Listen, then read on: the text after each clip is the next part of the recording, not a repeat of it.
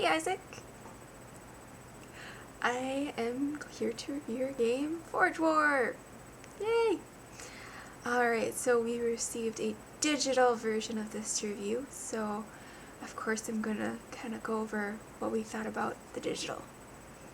It was alright. It had its ups and downs, obviously. Considering, you can't set up the digital board game. But, yeah, you'll hear me out here. Okay, so let's first talk about the rules. So I think my counterpart already told you about how the rules are pretty complicated. You said it in your game yourself that it is a complicated game. I get that. However, the rules don't have to be so complex.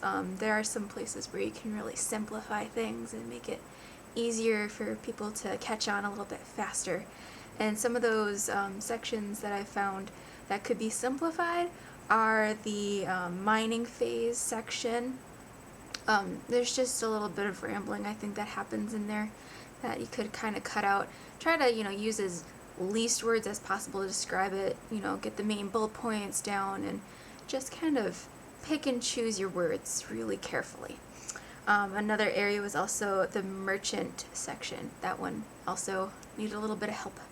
However, if you're looking for a good section to replicate, you did a really good job with the adventure tile section. That one was actually really well written, and I understood that one really well. That one was oakley dokley.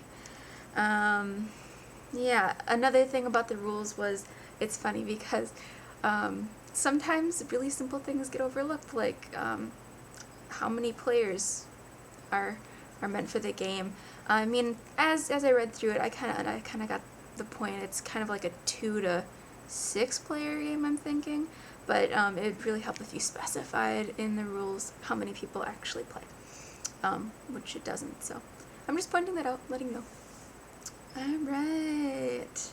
In the mine phase as well, you have a list of do's and don'ts in there, but they're not in an order of like do, don't. It's kind of right now it's do, don't.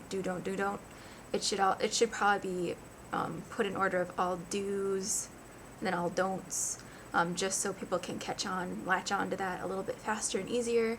It's easier to read through. The diagrams you made were awesome. I love that you have pictures. It makes learning a lot easier to understand. They look really good. There's one in there though that needs a little work. I think it's the adventure where you're talking about how many adventures it takes to take on a quest. You can see 2 of the adventures, but one of the adventures is hiding on a quest card. He should probably be moved a little bit because I honestly didn't see him until like the 3rd time I read through the rules. So maybe try to make him a little bit more visible. He's hiding. I can't see him. Anyways, now let's talk about the digital versus the physical board game. So it is harder to test a digital board game because obviously you can't set up a digital board game. There's no cards that I can physically shuffle and put in place and put all the tokens where they need to go, divvy up all, the resources, that sort of thing. And so I can't really tell you how easy or hard that is to do unless, I had a physical game, which I don't. But, if you go ahead and, like, blind test that with other people and get a good idea of how well and how easy or complicated it is, that's great. Do that. Like, you're going to need to know. And I'm sure you have. I've watched your video. You do have one. So definitely use that. All right.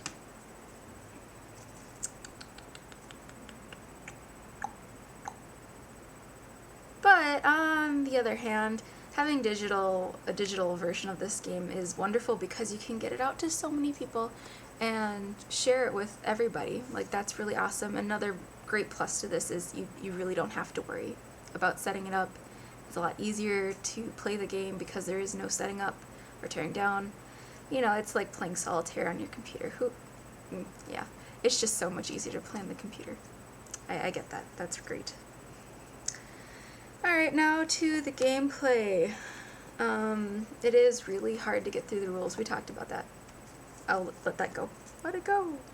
You need a reference card. I did see in your video that you did have a reference card of some sort. I think it eludes me right now. But you also need to have another reference card with some more information, like how the phases work, the phases and the rounds and the stages go, and what you're supposed to do on those. Just the big bullet points, like just big bullet points. Not a lot of words, just maybe, a couple sentences. Nothing much, nothing at all. Just a little bit of information. That's all you really need.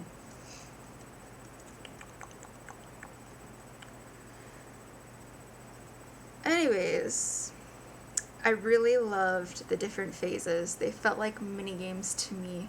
It was a ton of fun, like going through and like playing this first mini game where you put your characters down, and it just felt like I just love mini games that keep your attention, and that's wonderful. That's a plus about your game. Like it really keeps you on edge and interacting with the game, which is great, and no one's ever bored, it seems like, so that's awesome.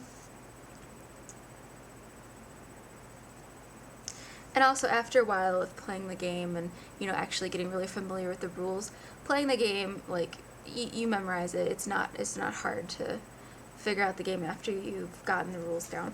Of course, Dad probably will never play this game. It's too complicated. Like, some people, they're just not going to play this game because they won't be able to get through the rule book very fast. I just know a few people who just wouldn't pick it up because of those reasons. Anyways. But there are other people who love complex games, so don't worry about that. Just do what you love. It's great.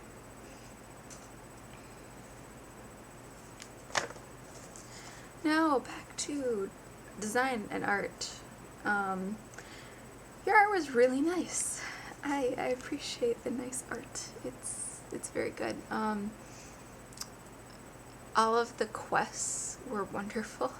I loved having so many options to choose from when playing quests. There were tons of them, and it never got boring. It was really interesting.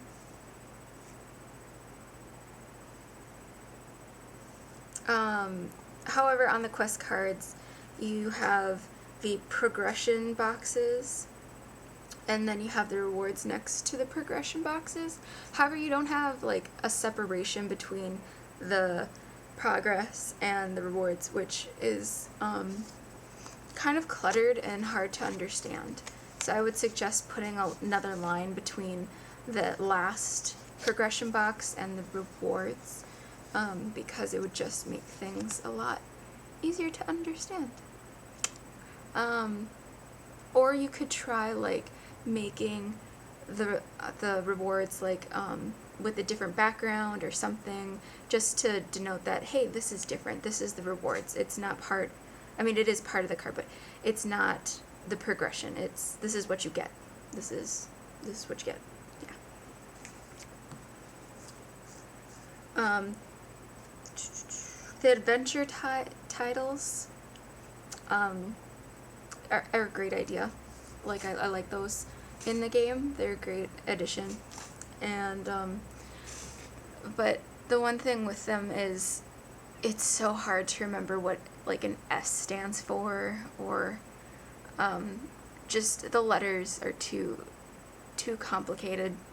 Use some symbols instead, like you have with the other parts of your game. Like in the quests area, you have symbols denoting what you get. I think it'd be really helpful if you did the same thing with the adventure titles. It would just be quicker for people to get. It would be more helpful rather than just a letter, because so far the people that I've played with don't remember. Like even with the reference card, that doesn't help. So it would be really helpful if you just had like symbols on there. Anyways, good job on the game. Like in general, like the mechanics all work. It's really fun to play. It works really well. It's got good art. It's a wonderful game. It's well like rounded and hammered out. That's awesome. It's good. I think that, you know, the major thing is just working on those rules. Really, like, trying to just get it down to the nitty-gritty and what's really important in the game, and try to be less wordy. Keep it simple. It'll be better off that way. Just letting people get it quicker is better. Also, its digital counterpart, like, you know, the digital is great as well. It works. It works, and it's really well thought out. Blah blah blah blah blah. It's all good. Nothing more I need to say about it. It just works.